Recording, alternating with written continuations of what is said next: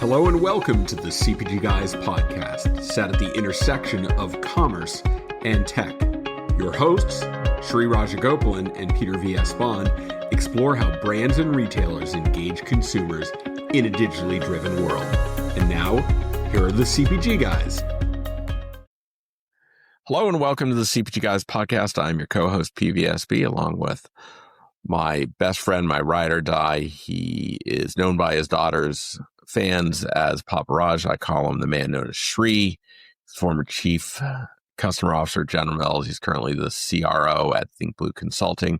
Sri and I just got back from Las Vegas, our annual sojourn to the Consumer Electronics Show, or CES.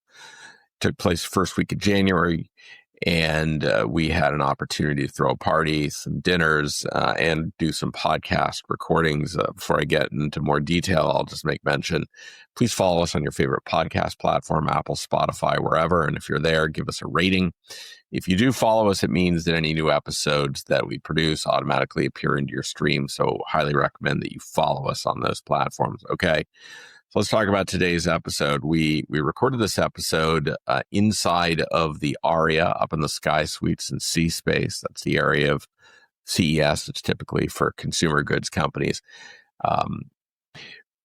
C Space is very interesting. Increasingly, CES for consumer goods companies is where brands and retailer commerce media networks get together to kind of kick off the year. One of them represented very well there was Walmart Connect. We actually recorded this episode in the Walmart Connect studios I think it was on the 55th floor of the Aria Sky Suites overlooking Las Vegas. It was a great conversation. Back in June in Cannes Lions, we had met the new VP of Business and Product Marketing at Walmart Connect, Khurrum Malik, and it took us quite a while, but we finally managed to coordinate where we could all be together in the same place. And we have a wide ranging conversation about what's going on at Walmart Connect, how the evolution that they're going through, some of the integrations and partnerships that they've made over the last year. I think you're going to find this to be a very interesting conversation. We hope you like it. So without any further ado, let's go back to our conversation in Vegas. Sri and I speak with Khurrum Malik from Walmart Connect.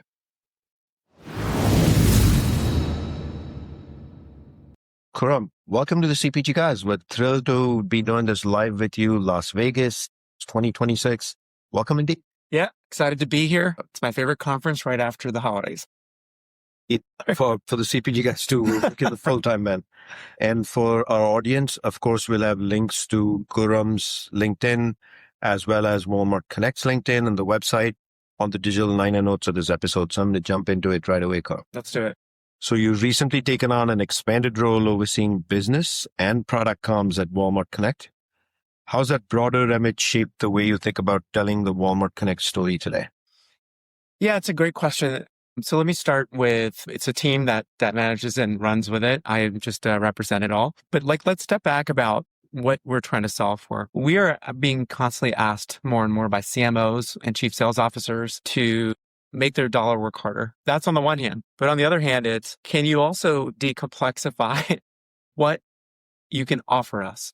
And it's not just Walmart Connect, it's the industry overall. And so to clarify, right, our job is to tell a clear message. And really, we're here to spark sales for our advertisers. So that was the purpose of bringing business and product marketing together. I can go deeper into that, but I think one of the things people lose, and I literally just came out of some sets of meetings, is advertiser value. And we immediately in technology and media talk about the pipes and APIs and all that fun stuff, but it comes back to sales and impact. And so what I'm proud about is representing the team on how we can communicate value to our advertisers and partners.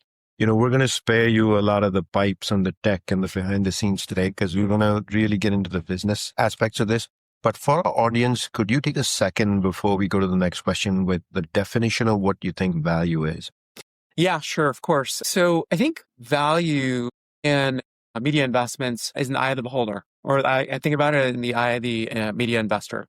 So if you're a national media buyer, value for you is reach or resonance of your investments across media channel types. If you are perhaps more of a performance marketer value for you is reaction, right? So, and reaction can be defined in many ways. In the, of course, the classic space, it's sales. And we believe that is the ultimate value. However, if you go into like broader digital media, reaction can be things like app installs. And so I always think about value as reach, resonance, and reaction, but it always ends up, and it should end up in sales. So I think at the end of the day, when people look at all the investments people make and getting value out of it, how do you maximize the ROI and the sales associated with a media investment? You guys have a distinct advantage in the industry versus pretty much everyone else with that, because your merchandisers are pros. I worked with them. Exactly. Khurrum, welcome to the CPG Guys podcast. We're pleased to meet you back in June at Cannes in France. Before I get to my question, are you the person I ask about Walmart Connect's interest in Shree's new ear pierce advertising platform?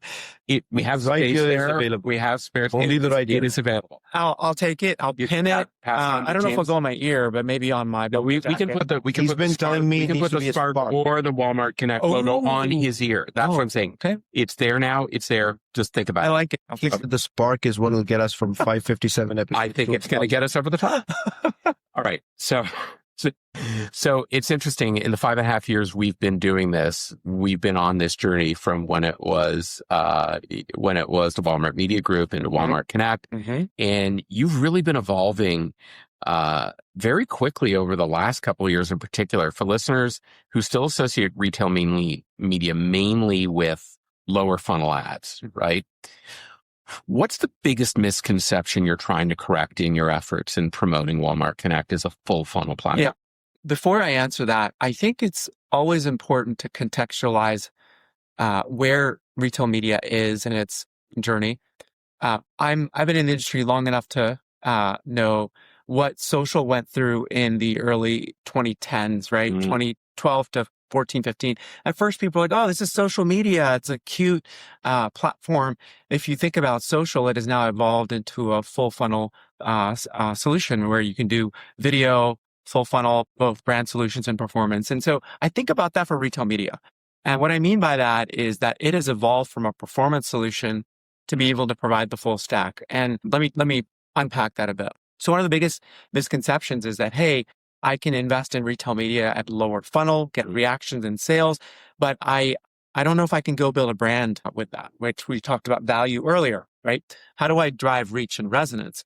And we can do that. And so the question I often get asked is like, so what's different about Walmart Connect, right? And it makes me think about the Who Knew campaign that we're in the market for consumers. Like, who knew about Walmart Connect? Well, let me share a little bit of who knew about Walmart Connect. So the first is we've got the scale. And we've got 150 million weekly omnichannel customers coming through our stores and web, 4,600 stores. But we're Let's repeat that. 150 million weekly, 4,600 plus stores. That's right. Scale. But what I'm excited about. Call you the world's most elite retailer. I don't know if you knew that. But I haven't heard the word elite. That term is on the CPG Guys often. That is our common reference. I love it. But what I'm excited about in scale is that we're also in new surfaces. What is it? So, customers are engaging with agentic experiences, right? So, we're doing early experiments with Sparky, right? So people can check product availability. And in fact, when we ask people and our customers about Sparky, 81% of the time they want to look and use Sparky for product discovery. So my first one is we've got scale and we are where customers are. The second thing is the full funnel solution stack we have. Now, of course, we have performance solutions, but we also with Vizio now have brand solutions. Yeah. Right. And I think that's really, really an important, it's been about a year since Vizio joined the party. We're excited to have them. But recent research we just released shows that our Walmart Connect CTV and Vizio buys can provide up to 55% incremental reach. 55% incremental reach when combined with linear buys. And we do that research with iSpot, which is awesome.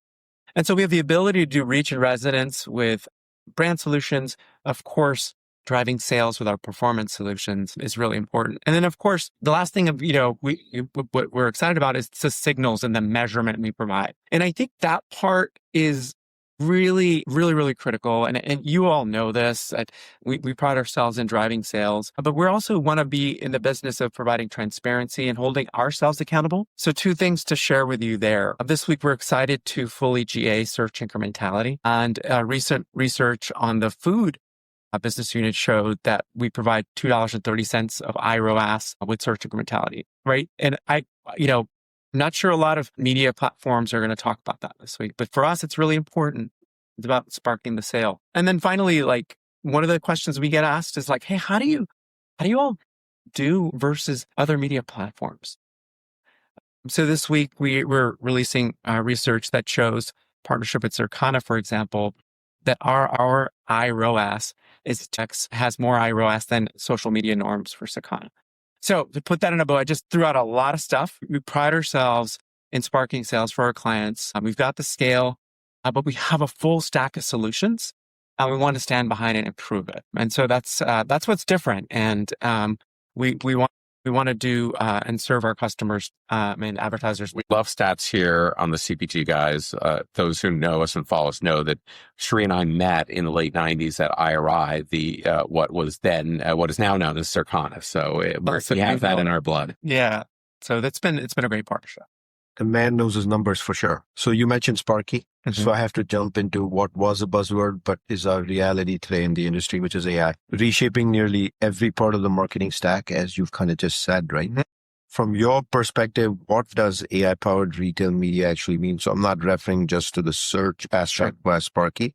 Sure. I'm talking about the full funnel at this point. And what does it enable that, say, wasn't possible even a year ago? I'm going to contextualize this because, frankly, I'm old enough to have lived through different variants of media and commerce, right? The .com, the mobile, the social, and now we're in the AI era. I think it's important for those that have been around the block to know, like, remember when everyone talked about mobile this, mobile marketing manager, mobile. I think AI is kind of going through that, where AI is going to be affecting every part of a media engagement model, whether it's targeting, optimization, measurement, insights, creative. So it's important to recognize that it's through every layer of media.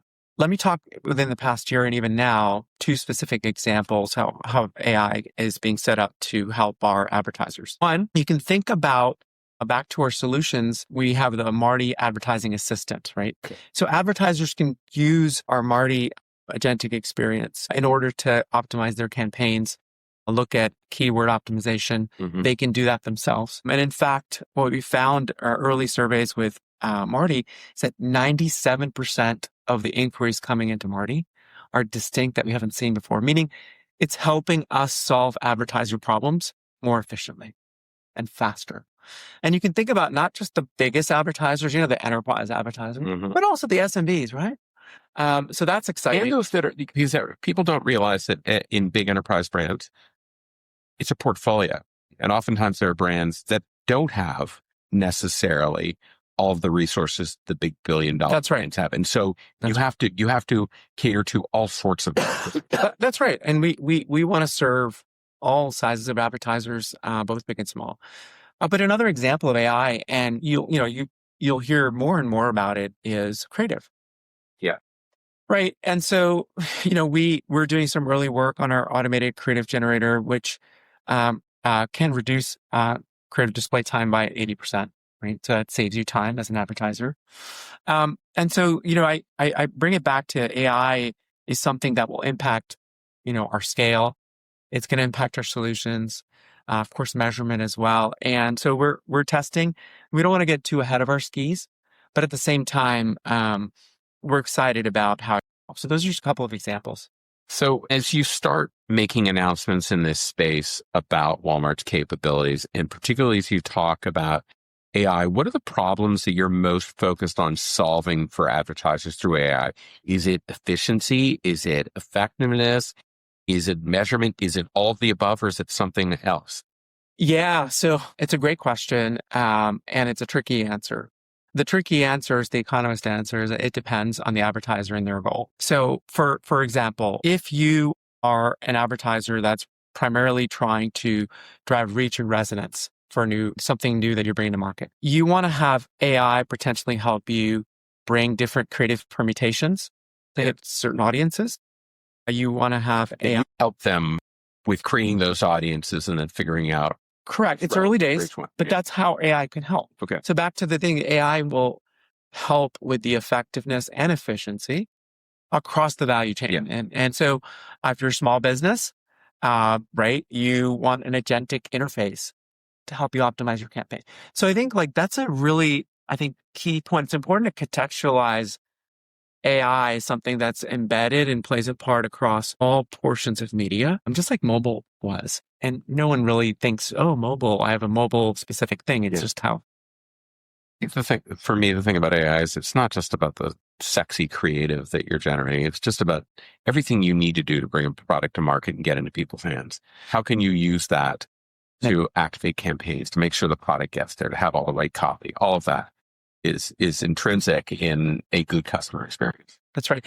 But I also, I want to, this is just more of a bit of a personal point. I think if you're telling a story as a CMO, you should be thinking about whether to use machines or using people and teams, creative teams to tell that story. And it's really about your objective, your timelines, right? You know, I can tell you have a lot of close friends in the creative agency world, and they do beautiful work. And I don't think AI is anywhere close to doing that type of high fidelity storytelling. Right. Can it get there one day? Maybe, but it's very early. Still pictures, yes. I think AI today is really crushing it in still pictures. That's right. Storytelling.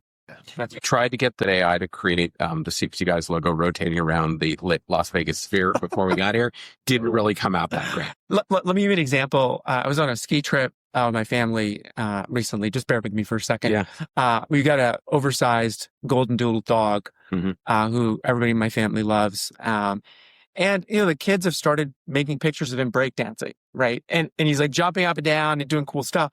And my point is the pictures, the generated AI pictures are great. Yeah. And but if you try to turn that into a video, it gets a little scary fast. It's very early days. Would you be surprised to know that I found out Sri has been building an agent for a podcast co-host replacement? I don't think I didn't notice that, buddy. But We'll talk about that later.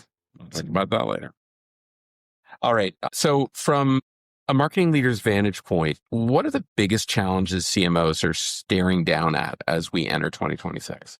Yeah, you know, it's you could think about it like a CMO's role is like it's the best of times, it's the worst of times. It's like, you know, it's the best of times because you have so many more tools, and it's the worst of times because you have so many choices.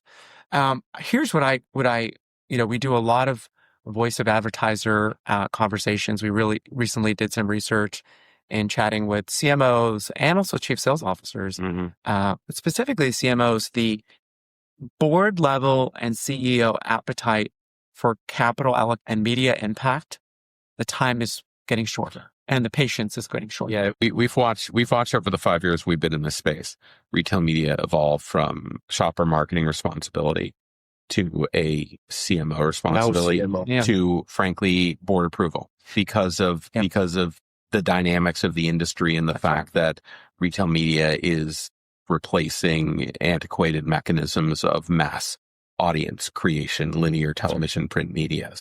That's right. I actually think your show and your audience, you both can actually help bridge that evolution too. Are you saying the CPG guys are? I think you guys are, but it's. I think that CPG as a category is kind of leading that evolution. But back to your question about CMOs, it's value, right? And I think the patience for value is lower, a lot lower patience by board level. And so I'm excited if people ask me if CMOs, etc. What do you recommend? I'm like, work with partners that are willing to stand up for incremental sales lift and impact. Work with partners that want to hold themselves accountable for transparency. Work with partners that are more stake than just sizzle, right? And so that's what brought me here. I really enjoy the team and we're committed to value. You know, Khurrum, on the show here, we're at the cutting edge of transformation, what's new, but we also remind our audience frequently, which are CMOs and CCOs and CEOs, very frequently that the old doesn't go away. It's a blend. But the most important message we're trying to get out in the industry now is retail media has evolved to become media at this point, and that you can truly Some people don't like the use of the word full funnel campaign. I find that comical when they just want to dismiss the word as old school. But retail media today is indeed true full funnel, right? That's right. I mean, there are other, quote, retail media platforms that are investing in content, connected television, et cetera, right? I think that back to that, what I mentioned about social is not just Facebook newsfeed as an example, right? It's grown into much, much more. And I'd say the retail media is much, much more. And I think it's just, we have an opportunity to connect with customers in a brand safe, contextually relevant way. And so I have a follow-up on that one in the brand contextual way. Others might be over-investing in streaming platforms and 30,000 other ways, but you have a secret weapon that no one else does. It's 4,600 plus stores. How do you leverage that in full form media? Yeah, it's a great question. Whether it's a streaming platform as an investment, whether it's social, whether it's out of home, whether you pick traditional, digital, whatever. I think it goes back to the same question. How do you help me drive sales? And how much of those sales are incremental? And so with our store footprint, our digital footprint, new surfaces, we want to stand behind that and show that. And I think that, the term omnichannel gets thrown around a lot. Look, people want choice and customers buy in different ways. And we want to be wherever they are and serve them wherever we can. And so our ads are at service of that. So look, we call you the world's most elite retailer because your e-commerce penetration is about the highest in the industry from a retail perspective. Particularly in food and beverage. It is. And it's 20 plus. Last time I checked, maybe 21 and a half or something like that, but it's growing every single day. That's right. It's because you all have your merchandisers have embraced omnichannel. John Laney's led that himself long time ago, right? That's right. But one of the things we shouldn't forget is there's another 75% of consumers who still habitually like to come in store. That's where they do their purchases, but they do whip out a phone when they're at the shelf.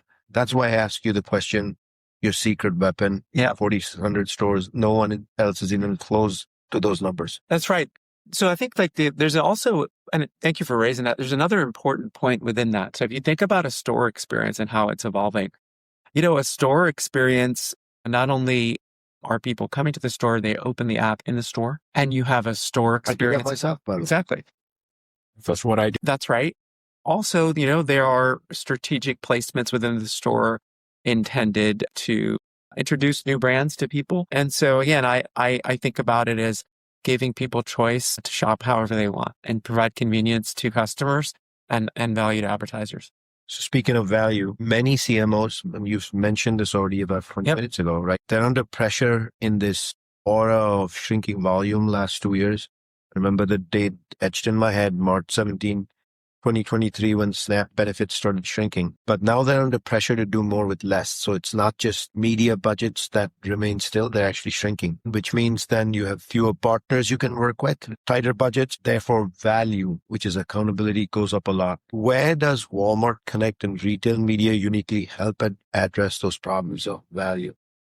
Yeah, it's a great question. So let me start with a lot of media planning and buying is very fragmented, right? So you've got the commerce media team, you've got a connected media team, you've got the shopper marketing team, and shouldn't brands evolve? Like, enough of that nonsense of 7 teams doing this stuff with Walmart. It needs to be integrated. That's right. And, are you trying to drive a brand outcome or are you trying to performance outcome? I think that to answer your question, I think that it goes back to holding a high standard for impact and not just investing in a platform partner because it's convenient and it's easy to do. I think holding a high bar, like I mentioned the search incrementality, right? This is an example, and our recent research on search incrementality in the food segment brought $2.30 more of incremental. So I think like if you're a CMO, you're an investor of media dollars, whether you're CMO, chief sales officer, ask yourself, is my partner sparking sales? And how do I know that?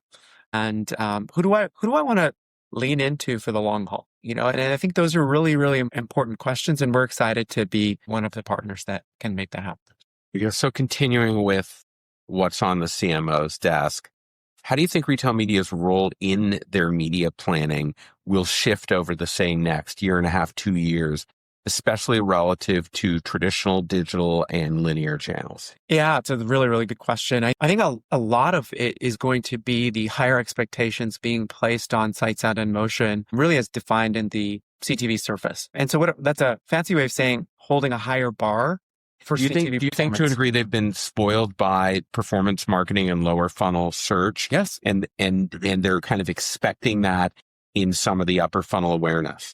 Correct. Okay. That's exactly right. But let me back to value. Let me share a interesting story. One of my best friends is a CCO for a major creative agency that will go unnamed, but it's one of the biggest ones, the best ones. He told me that clients are coming to him before they come back with the idea for the creative. They're actually coming to them and saying, "You must be able to tell us how you measure the value of the creative. How will you atomize the creative for not just CTV?" For different media touch points, and then you can come with the idea. Sure. So my point there is like the creative leaders are being asked to say, you can have a broad canvas to tell a story. That's where creative comes in. Totally get it. But you know what? You should be thinking about how will you measure the impact of the creative? No, Measurement is top of mind for every investment dollar that people are getting to creative now. Huge concept in the industry, though, because nobody was having conversations on the value of the creative. Correct. But creatives strokes emotion. That's right. Emotion sells product. That's right. It's magic. I love creative. I think it's a critical variable. That's about as early days in AI as we are. But I think that's a big part to answer your question about what's on their mind for next 12 to 18 months. It's going to be, how do I invest in sight, sound, and motion? How do I hold my CTV and television investment dollars to the same threshold that I hold performance dollars to? So I want to give an example, own life example, right? Yeah. You were talking about value creative. My own daughter's Cat's Eye, the band, and the Gap ad that recently was done. The lower funnel performance in the recently closed quarter for Gap, Q4, the numbers are there to show the outcome. And they connected back to the amount of time they invested in the creative. And for me to listen to that as a CPG lifetime person, I'm like, hallelujah, light bulb went up for the first time in the industry, then the creative resulted in the result. That's right. And I think it wasn't just search or that's right. campaign and things of that nature. That's right. That's right. That's a great example. So since joining, you've led a brand refresh for Walmart Connect, new narrative as well. You've simplified the story into 2 buckets, brand and performance. Why was that distinction so important to you and Walmart? And how does it help advertisers better navigate the platform? Brand? Sure. Yeah. So a couple things. First, we started our brand refresh, value prop refresh with what are the needs of CMOs and CSOs, right? And the essence we got to was they're looking for sales. So we start with let's spark sales. We're here to let us together, not just, Walmart Connect, right? Let us spark sales. And the spark part is important. That honors Walmart and our tie to Walmart, and spark being innovation, getting it going. And then sales is the ultimate outcome when we talk to our customers. So it starts with that. And then back to the solutions area. So we think about our solutions as brand solutions, performance solutions, and measurement solutions. So I think about the brand solutions being upper funnel, performance being lower funnel, but there's an important kind of spine on the sides. You can imagine the spine being measurement solutions. We want the brand solutions and performance solutions to be accountable for impact. Also lean on the measurement solutions. That's right. And, we're excited about the measurement solutions we can provide as a first party, but, we want to work with third-party partners as well. And you all have been in CPG. You want your own measurement partner to be able to, right? And, we welcome that. It's a trust issue.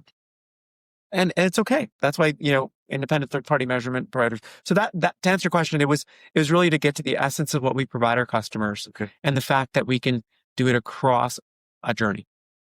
You've compared this moment we're in to a bit of a who knew campaign you referenced earlier. Sure. What are the most surprising capabilities of Walmart Connect that you feel brands aren't still fully appreciating or realizing that they should really start to focus on? I'm going to vote for store. Yeah, store for sure. is what comes. Yeah, exactly. So like back to the brand solution side, I think it's the who knew of like, wow, who knew you could tell a story that sells? Yeah. Right. And so I'll go back to what I mentioned earlier. I knew it threw a lot of stats out to the audience, but Walmart Connect TV and Vizio CTV buying can provide incremental reach when compared to when put with a linear TV buy, but up to 55%. Big numbers, Khurrum. Yeah, with iSpot, we work with iSpot to say that. But just saying it's a big number, people should pay attention. That's exactly right. And so that's the big one. It's like, we can help you tell a story that sells. And we're excited about it. It's early days. Vizio's been with us for just over a year, but we're very, very excited about what we can do. Looking forward to seeing the outcomes from that. Let me move to the next one here. So we talked about CMOs under a lot of pressure these days, but let's ask you for some advice. So you have a CMO sitting across the table from you. If you are advising that person, or let's say a media leader like the SVP of media, IMC, whatever it is these days in the CPG world, what's one thing they should be thinking of that they haven't already thought of to be ready for where Walmart Connect and retail media is headed in 2026? Is it full funnel value? Yeah, so I think it's incremental value, and to hold your media teams accountable for incrementality. Every campaign. Incrementality. Yeah, just be careful about slotting by media channel. Perhaps think about organizing teams around outcomes. This is my reach team, right? So it's incrementality, I think, is a big one. If you're trying to launch a new product, your goal is awareness. It's not incrementality. Totally right. So the flip of it is, if you're introducing something new, how can you bring the performance mindset to a brand solution? And so how do I use new reach platforms like CTV? Would love to get a definition of what incrementality is in your mind. Is it new consumers who haven't tried the brand? Is it something else? The simplest way is sales that you would have not gotten as a result if you had not made this investment. And that can come for new and existing. That's, and it's primarily a performance solution play, but I can tell you it's... All right, before I ask the last question, I'll make mention that the word of the day was spark for you playing at home. Khurrum mentioned it 9 times, so that was good. But seriously, I want to know what's next for Walmart Connect. What excites you personally most about what's coming, and give us a little hint for what our audience should be listening carefully for in the near future. Okay, so 2 things. First is doing more with video and the ability for video, especially on CTV, but also our Walmart.com services, and have it become much more performant and having creative options there. So video. The second is, maybe you have SMBs listening to CPG Guys. We need to get to them, but serving them with more efficient and agentic experiences, SMBs, and help them sell more through our third-party marketplace, et cetera. So I think you've got video there, doing more there. You'll certainly see that. I know you'll be at CAN, but then also for SMBs, and how do we encourage SMBs to spark sales on them? The Marketplace Summit is on our agenda for later this year. Okay, so great. We're looking at expanding our reach and being at more events. Excellent. Plus, Khurrum, you mentioned CAN, right? So I think one of the things we could do to service the industry, our industry, is maybe do a follow-up with you at CAN and see how the first 6 months. I really am very intrigued by value, and see how the first 2 quarters of planning went by the time we get to June. Makes sense. As we wrap up here, let me first thank the Walmart Connect comms team, Vat, Julia, for giving us this wonderful space here at Walmart Connect Studios here at CES in Vegas. And then Khurrum, I want to thank you for making time during a busy conference, arguably, to spend time with the CPG guys and being on the show. That was great, guys. Thank you so much. Enjoyed it. Thank you so much.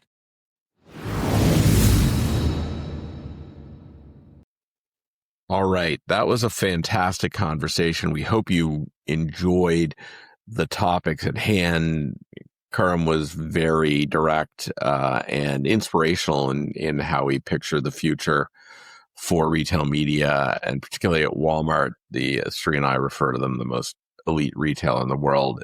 Just some very interesting information that he shared, the direction they're going, how they support brands, real focus on trying to build out capabilities for small and medium businesses to take advantage of the platform that the big enterprise brands have already availed themselves of. So look for more. We'll reconnect with Khurrum in Cannes Lions this summer. Look for an episode probably in early July as we meet with him.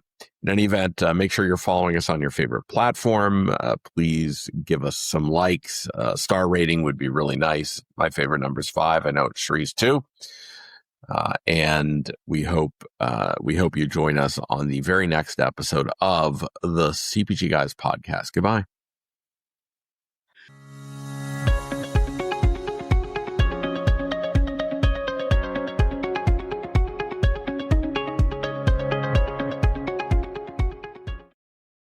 The content in this podcast episode is provided for general informational purposes only. By listening to our episode, you understand that no information contained in this episode should be construed as advice from CPG Guys LLC or the individual author, hosts, or guests, nor is it intended to be a substitute for research on any subject matter. Reference to any specific product or entity does not constitute an endorsement or recommendation by CPG Guys LLC. The views expressed by guests are their own, and their appearance on the program does not imply an endorsement of them or any entity they represent. The views expressed by CPG Guys LLC do not represent the views of their employers or the entity they represent. CPG Guys LLC expressly disclaims any and all liability or responsibility for any direct, indirect, incidental, special, consequential, or other damages arising out of any individual's use of, reference to, or inability to use this podcast or the information we present in this podcast.